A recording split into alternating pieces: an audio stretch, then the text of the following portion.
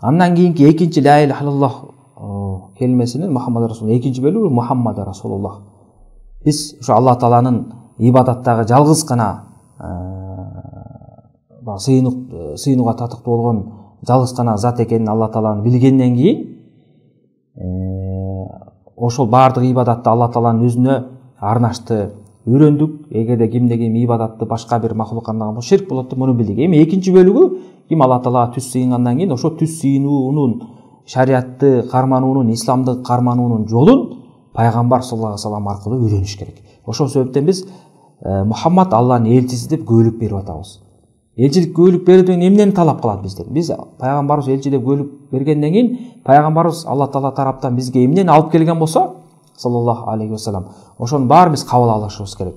Мисалы, Алла Тааланын элчиси бизге эмнени буйруган болсо, ошол буйруктарын карманышыбыз керек, аткарышыбыз керек. Эмне нерседен тыйган болсо, ошол нерседен тыйылышыбыз керек. Жана ошо Алланын элчиси бизге кандай нерседен кабар бере турган болсо, шариатка байланыштуу, тиги дүйнөгө байланыштуу маселелерге, бейиш тозок мына ошого окшогон маселелер жөнүндө кабар бере турган болсо, ошонун баарын ишенип четке какпай кабыл алышыбыз керек. Андан кийинки эң негизгиси пайгамбар саллаллаху алейхи вассалам бизге ибадатты кандай көрсөткөн болсо, ошондой жол менен пайгамбар саллаллаху алейхи вассалам эрежеси менен Алла Таалага сыйынышыбыз керек. Мына бул эң негизги маселе. Чыныгы мусулман ошо пайгамбар саллаллаху алейхи вассаламды ээрчит. Пайгамбар саллаллаху алейхи вассаламсыз эч качан адам баласы динди түшүнө албайт. Динди чечмелеген, Куранды чечмелеген Алла Тааланын элчиси. Мисалы, Алла Таала Куранда намаз окугула, зекет бергиле деп айтты. Намаз зекеттин парз экенин биз билдик. Бирок кантип намаз окуйбуз, кандай кыймыл аракеттер жасайбыз, кантип намазга даярданабыз, бул маселенин баарын пайгамбар саллаллаху алейхи вассалам өзүнүн ыйык сүннөттөрүндө түшүндүрүп кеткен. Эгерде ким пайгамбар саллаллаху алейхи вассаламдын сүннөтүнөн баш тарта турган болсо, демек ал динден баш тартты. Динди түшүнө албайт. Ошондуктан сүннөттүн орду, пайгамбарды ээрчүүнүн орду өтө чоң. Аллах субхана таала Куранда көп жеринде Алла Таалага жана элчисине баш ийгиле деп көп жерде айтат. Мына ошолордун бири Алла Таала айтып атат: "О ыйман келтиргендер, Алла Таалага жана анын элчисине баш ийгиле" дейт. Ким Алла Таалага жана элчисине баш ийген болсо, чоң ийгиликке жетет деп.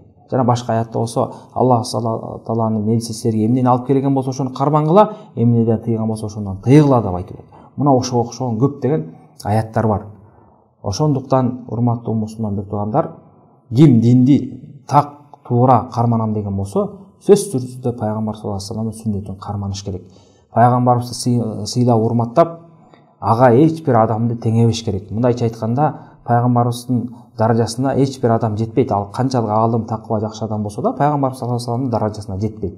Эгерде кайсы бир аалымдын айткандары, берген фатвалары атайлап эмес, баягы илим жетпегендиктен же хадис жетпегендиктен пайгамбар саллаллаху алейхи вассаламдын айткан сөздөрүнө каршы келип кала турган болсо, ал аалымга сый көрсөтүп, жана ошол эле убакта ал аалымдын ката кетирген катасын карманып, пайгамбар саллаллаху алейхи вассаламдыкын таштап койгон болбойт. Балким бул пайгамбарыбызга каршылык көрсөткөн болот, ошол эле убакта тиги адамды сыйлабаганга барабар болот. Анткени адам баласы өзү менен тең болбогон адамды, мисалы эки адам болсо, бирөөсүнүн даражасы ылдыйраак болсо, экинчиси өйдөрөөк болгон болсо, ылдыйкы даражадагы адамды экинчисине теңеп койгон болсо, ал деген шылдың катары эсептелинет. Кимде ким ошондой эле бир кайсы бир аалымды пайгамбар даражасына, саллаллаху алейхи вассалам даражасына чейин көтөргөн болсо, демек ал аалымды шылдыңдап атат. Ошондуктан ким чыныгы сүннөттү карманам деген болсо, пайгамбар саллаллаху алейхи вассаламды ээрчип, аалымдарды сыйлап, айткандарынан пайдаланыш керек. Кайсы бир учурда аалымдардан бир каталык келип калган болсо, аны таштап, пайгамбар саллаллаху алейхи вассаламдыкын алыш керек. Албетте ал адамдар өзү эле мындай нерселерди чечмелүүгө бара бербейт. Муну деле биз илимдүүлөр аркылуу ислам дининде, ислам тарыхында белгилүү болгон аалымдар бар, сүннөткө катуу көңүл бурган. Мына ошолор аркылуу, ошолор кандай түшүндүрүп берген болсо, ошондой жол менен биз түшүнүп карманабыз. Мына ошо менен биз пайгамбар саллаллаху алейхи вассаламга баш ийүүчү адамдардын катарына киребиз иншалла.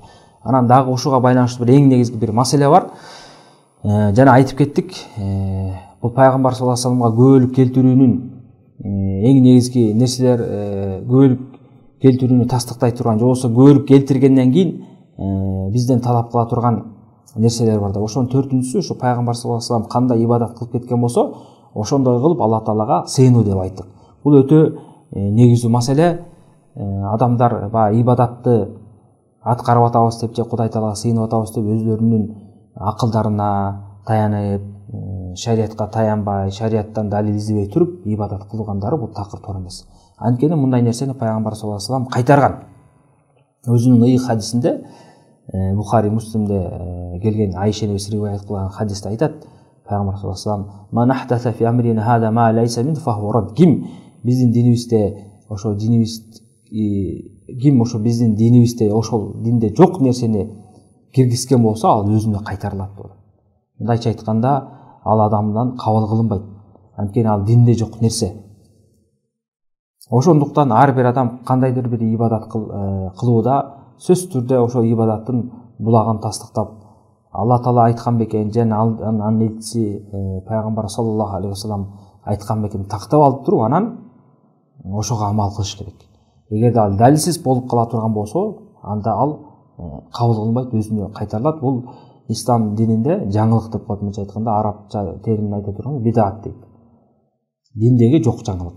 Ошол биз ибадат кылып атканда диндеги жок нерселерди кылып алуудан өтө этият болушубуз керек. Анткени убакыт гана кетет, түш гана кетет, сообага берилбейт, ал кабыл кылынбайт. Анткени ал диндеги жаңылык болуп саналды.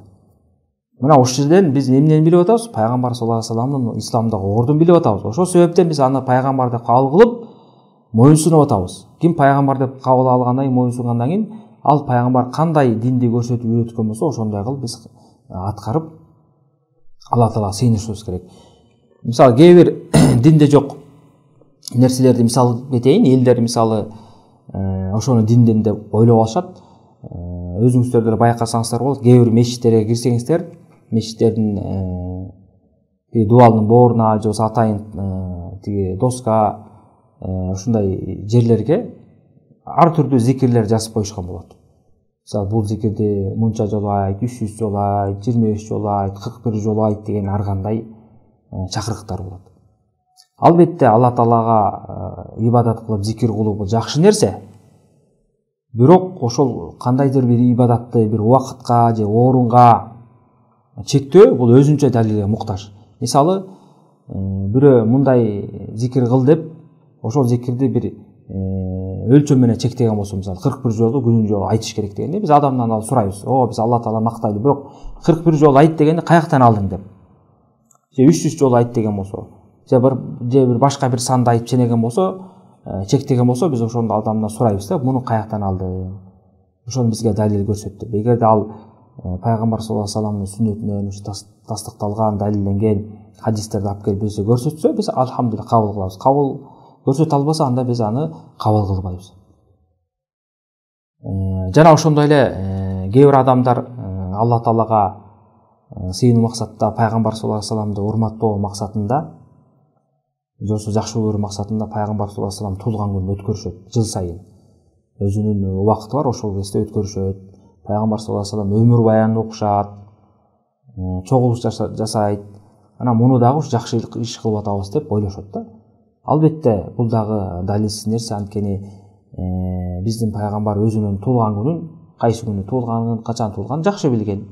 Анын шакирттери, сахабаларды жакшы билишкен. Андан кийинки алгачкы доордогу аалымдар мунун баарын жакшы билишкен. Бирок ошолордун бирөөсү дагы пайгамбар саллаллаху алейхи вассалам туулган күнүн өткөрүп атабыз, байрамдап атабыз, бул жакшы иш деп бул нерсени аткарып элдерге дават кылып бул нерсеге чакырышкан эмес. Эгерде ушул нерсе жакшылык болгондо, ошол адамдар биринчи кылат эле. Пайгамбар саллаллаху алейхи вассалам өзү биринчи кылып ошону үйрөтүп кетет эле. Мына ушул ишти кылсаңар силерге жакшылык келет, сооп табасыңар деп айтат эле.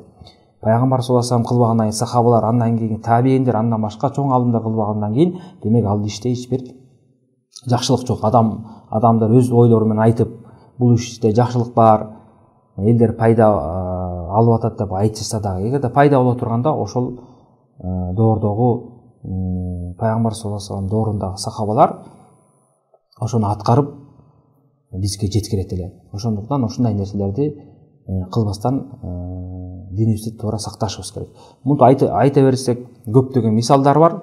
ушунчалык кыска ишарат менен иншалла адамдар түшүнүп дагы тереңдеп илим алып окушса ар бир мусулман үчүн өзү үчүн да жакшы, жана дининде дагы жакшы болуп саналат. Ошондуктан урматтуу мусулман туугандар, ушундай маселелерди, кыска ишарат берилген маселелерди тактап окуп, жана ошого туура такам алганга аракет кылыңыздар. Мына ушул менен биринчи ислам дининин 5 түркүнүн биринчи түркү кыскача баяндалды.